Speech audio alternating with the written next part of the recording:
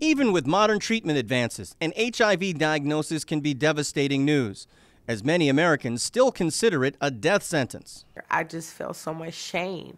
I felt so much guilt, and I didn't want to share. And I knew how I would be treated inside the field and outside, and I just kept it a secret. But it appears the stigma of having the illness may be exposing more people to actually getting sick, as a new study suggests the infection rates among black women in the U.S.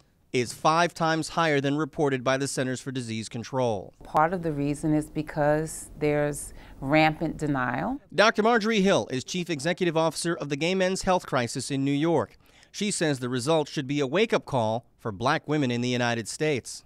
Women in society in general, and even in America, are challenged by a number of factors that influence both their health and health outcomes. Economic injustices, sexual roles and stereotypes, and the pervading challenges around men's access to power. 2,099 women, mostly African American, between the ages of 18 and 44 participated. All had never had a positive HIV test before. 32 women immediately found out they were HIV positive but didn't know. Within 1 year, 0.24% of the women tested positive for the disease. Compare that to the women of the Congo at 0.28% and Kenya at 0.53%. The new data comes from the ISIS study that was started in 2009. The at-risk women come from 6 urban areas with some of the highest rates of HIV and AIDS in the United States.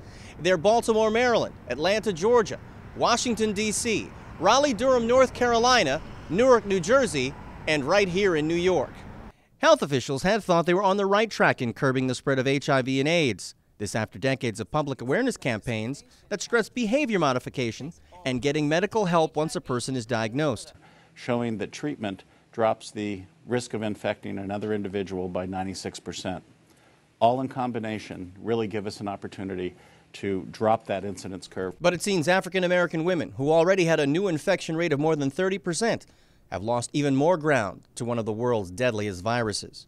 In New York, Gary Anthony Ramsey, Our News Now.